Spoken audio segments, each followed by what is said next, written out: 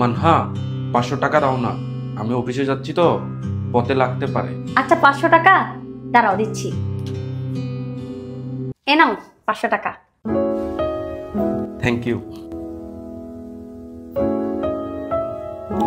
এ মানহা, আমার মোবাইলে না ব্যালেন্স শেষ হয়ে গেছে, তুমি কি আমাকে একটু রিচার্জ করে দিতে পারবা? আচ্ছা ঠিক আছে, আমি রিচার্জ করে দিচ্ছি। হ্যাঁ, টাকা চলে আসছে, থ্যাংক ইউ।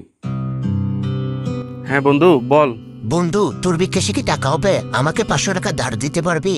না, আমার বিকাশে তো টাকা নাই। আচ্ছা দাঁড়া, তোর যেহেতু ইমার্জেন্সি লাগতেছে, আমি তোর ভাবি থেকে ব্যবস্থা করে দিচ্ছি। হ্যাঁ মানহা, আমার বিকাশে না টাকা শেষ হয়ে গেছে। হঠাৎ করে আমার এক বন্ধু কল করে বলতেছে যে ওর নাকি টাকা লাগবে। তুমি কি 500 টাকা বিকাশ করতে পারবে? হ্যাঁ অবশ্যই। আচ্ছা ঠিক আছে, থ্যাংক ইউ।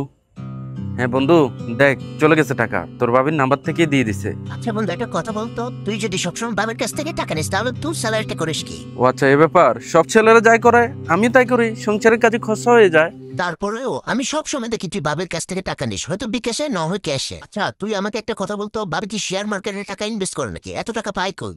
আরে না ভাই, তোর ভাবি শেয়ার মার্কেটে ইনভেস্ট করা লাগে না। আসলে আমি একটা জিনিস করি, তারপর থেকে আমার টাকার কোনো কমতিই হয় না। কি বলিস? কি এমন কাজ করস তুই, বলতো আমাকে।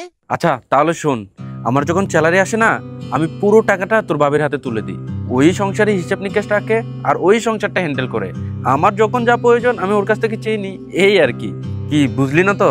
দাঁড়া, আমি তোরা আরো ক্লিয়ার করে বোঝাচ্ছি।